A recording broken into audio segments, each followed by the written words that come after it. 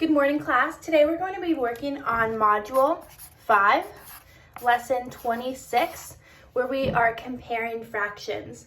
We will be using the common symbols greater than, less than, or equal to for this lesson. We're going to be pretending we are comparing two recipes that are baking cookies and call for flour. One recipe calls for 13/4 cups of flour, whereas the other recipe calls for 9/2 cups of flour. So to see which recipe calls for the most amount of flour, we want to compose these improper fractions to make them mixed numbers. So we're going to start with 13/4. We want to make our little number bond 13/4. And we want to see how many times 4 can go into 13. How many times can 4 go into 13? Yes, it can go into it 3 times, because 4 times 3 equals 12.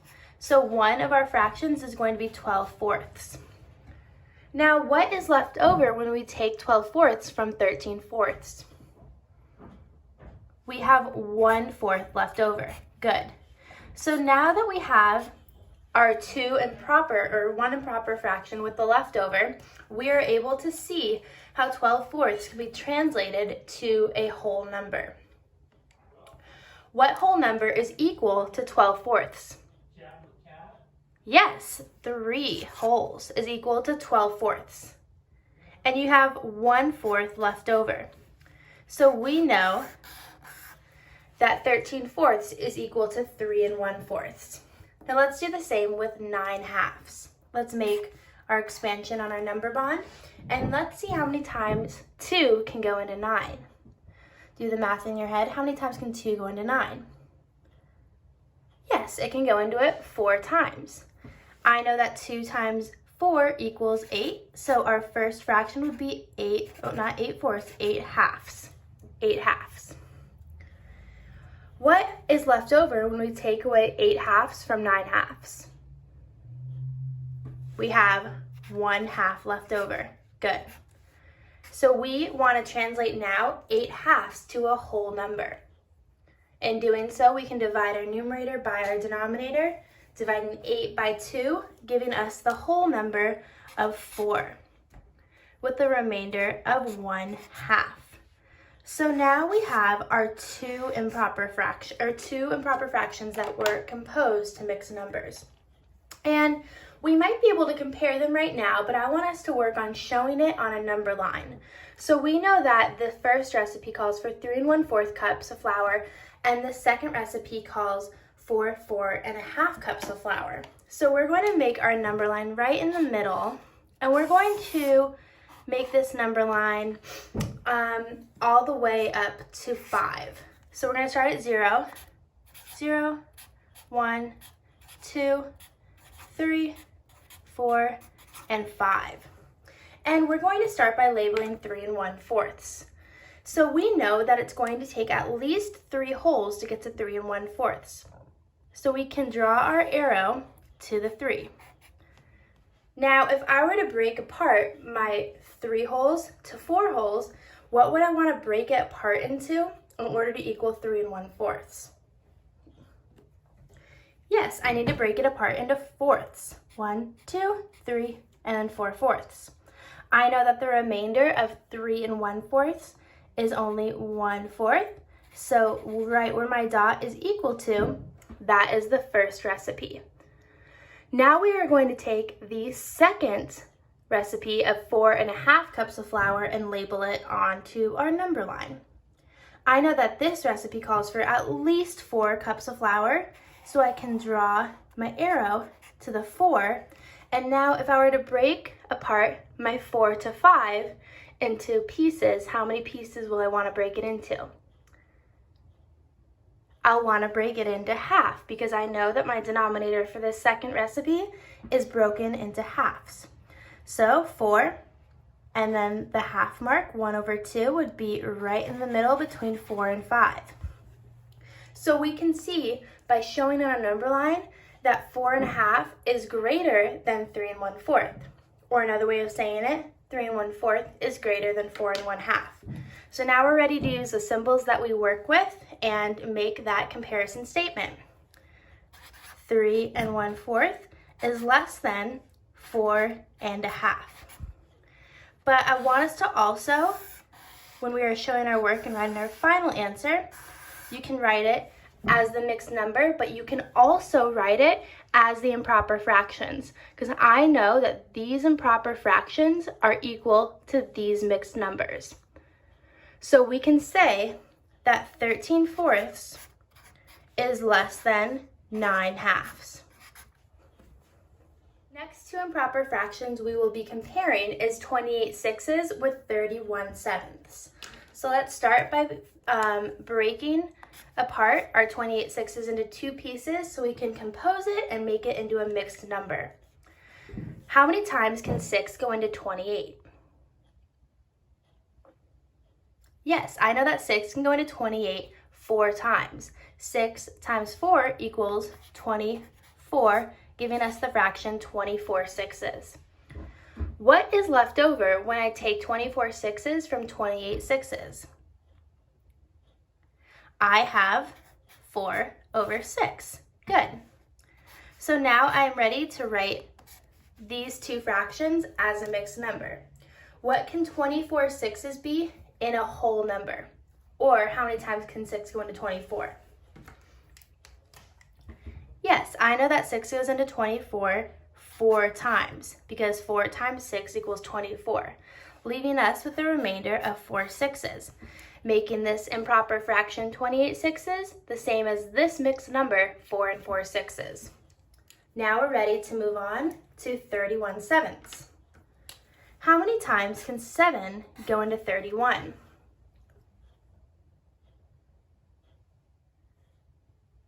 Yes, I know that 7 can go into 31 4 times as well.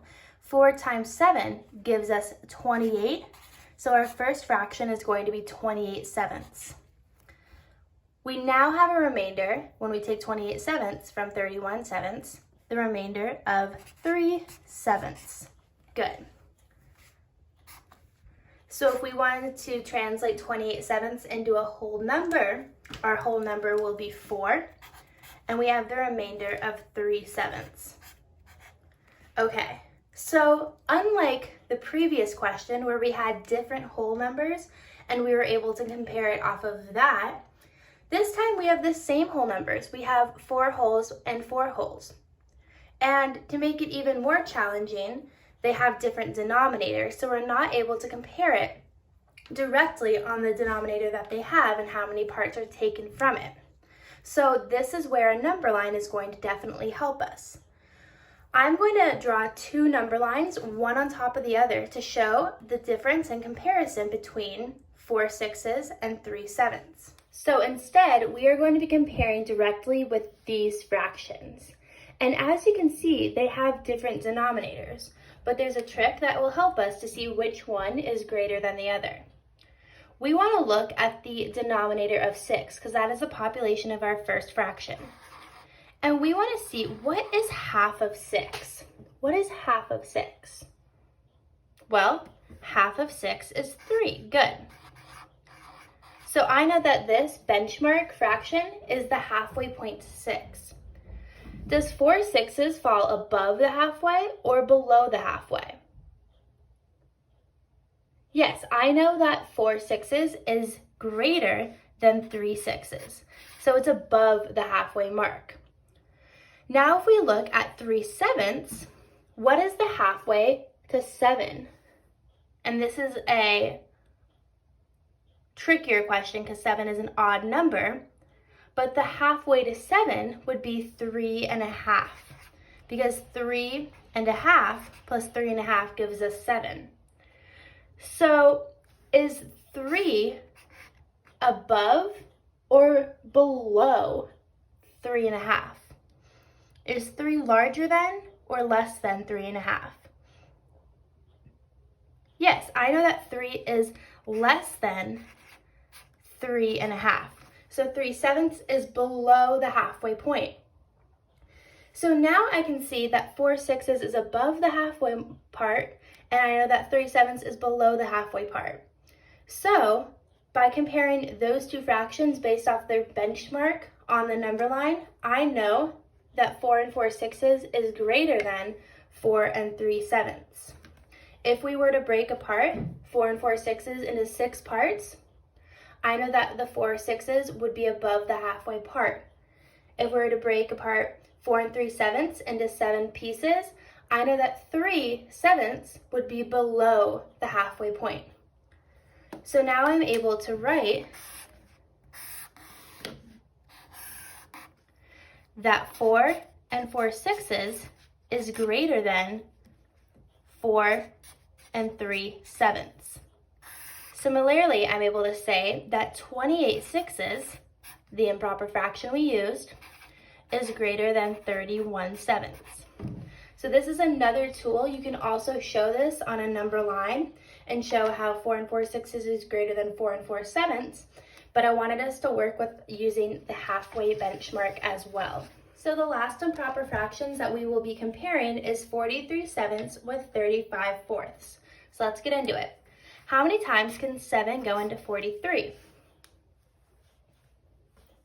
Yes, I know that 7 can go into 43 6 times. 6 times 7 gives us 42/7. And what is left over when I take 42/7 from 43/7? I have 1/7 remaining. Now we're able to translate that into a mixed number. 42/7 is the same as writing what whole number? Good, 6. And 1/7 is left over, making our mixed number 6 1/7. Let's move on to 35/4. How many times can 4 go into 35? Do your skip counting. Pause this video if you need to. I know that 4 can go into 35 8 times. 4 times 8 gives us 32. So our first fraction is going to be 32/4. What is remaining when we take 32/4 from 35/4? Yes, we have 3/4 remaining. So now I'm able to translate our improper fraction to a whole number and write it as a mixed number. 32/4 is the same as writing what whole number? 8. You've got it, because 4 times 8 gives us 32. And we have 3/4 left over. So now, before we even begin, I just want us to look at the whole numbers that we are comparing. We have 6 1/7, and we're comparing that to 8 3/4. So you are able to compare these two by just looking at their whole numbers. I know that 6 is greater than 8, so yes, it's the same as writing 8 wholes with 3/4 left over. So now, instead of writing our number line for this question, we know that we can compare these two fractions based off of their whole numbers. We are comparing the 8 with the 6. I know that 8 is greater than 6 wholes, so that must mean that 8 3/4 is greater than 6 1/7. It takes up more space on our number line because 8 is greater than 6. So we're able to write our comparison statement. 6 1/7 is less than 8 3/4. And we're also able to write it using our improper fractions. 43/7 is less than 35/4.